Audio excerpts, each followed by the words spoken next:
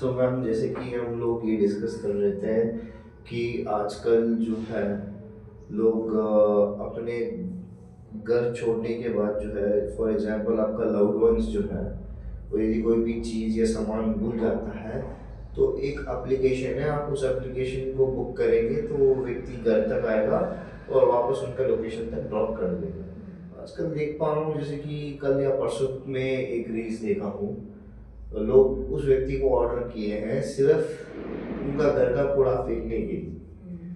और कुछ लोग जो है लोगों को हायर कर सकते हैं, एक एप्लीकेशन है उसमें लोग आप हायर कर सकते हैं, वो आपके घर में आएंगे, वो आपके घर आके क्लीन कर सकते हैं या एयर कलर कर सकते हैं। किसी ज़्यादा इमरजेंसी है तो आप क्लीनिंग भी करवा सकते हैं उन लोगों से। तो एक व्यक्ति जो है सिर्फ अपने घर का जो फ्रिज है उसमें पानी भर के रखने के लिए भी लोगों को भी, तो आप इसके बारे में क्या बताना चाहते हैं, क्या राय क्या है? देखिए, जैसे पहले ज़माने में क्या होता था, जी। हमारे अंदर बहुत ज़्यादा एनर्जी हुआ करती थी और ओके। बहुत ज़्यादा पेशेंस हुआ करती थी। ओके। हम हमारे अंदर वेट करने की एक टेंडेंसी हुआ करती थी पहले। अभी क्योंकि हर चीज़ बहुत ज़्यादा इंस्टेंटेनियस हो गई है, हमें सब कुछ इंस्टेंटली चाहिए। हम ऑर्डर करें, हम क्लिक करें और विदिन 10 मिनट्स हमारे पास वो चीज़ आ जाती है। तो हमने अपने मन की प्रोग्रामिंग ऐसे कर ली है कि हमें तुरंत तुरंत सब कुछ चाहिए, and that too without putting an effort. ये क्यों हो रहा है? क्योंकि कहीं ना कहीं हमारे मन की शक्ति अभी कम हो गई है।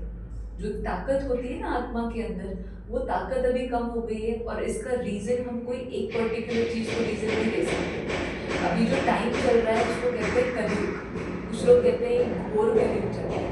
तो घोर कलयुग में ये सब चीजें होंगी, सब बातें होंगी, लेकिन मुझे अपने ऊपर अटेंशन देना है कि मुझे क्या करना है।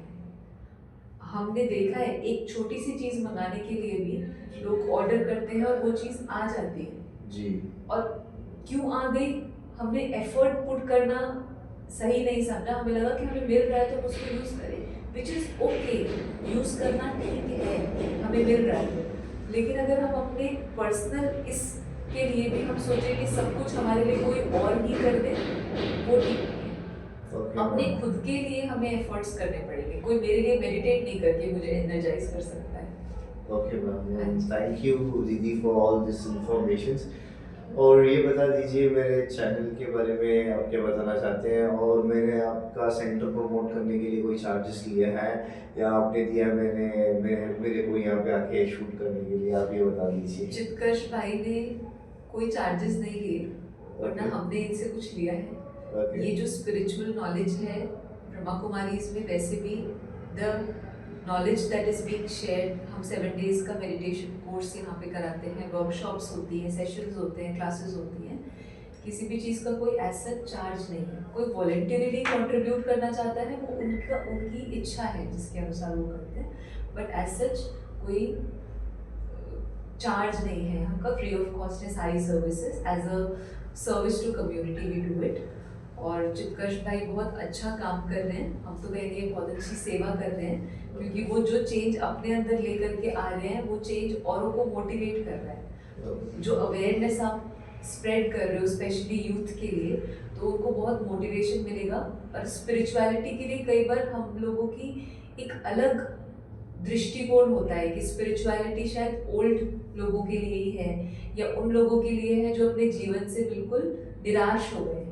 लेकिन ऐसा बिल्कुल भी नहीं है। स्पिरिचुअलिटी हर एक के लिए, चाहे कोई छोटा है चाहे कोई बड़ा है, तो अगर वो इस दिशा में आगे बढ़ते हैं तो वो अपने जीवन में उस बहुत कुछ हासिल कर सकते हैं। Okay ma'am, thank you for this valuable information. और मेरा मॉम के वजह से ही मैं आज यहाँ पे पहुँचा हूँ, क्योंकि इसका लाइट्स, इसका फोटो, ये जो बोलते हैं आप शिव जी, शिव बाबा। शिव बाबा, तो ये हर एक जगह पे मेरे घर में रहता ही है। हम्म।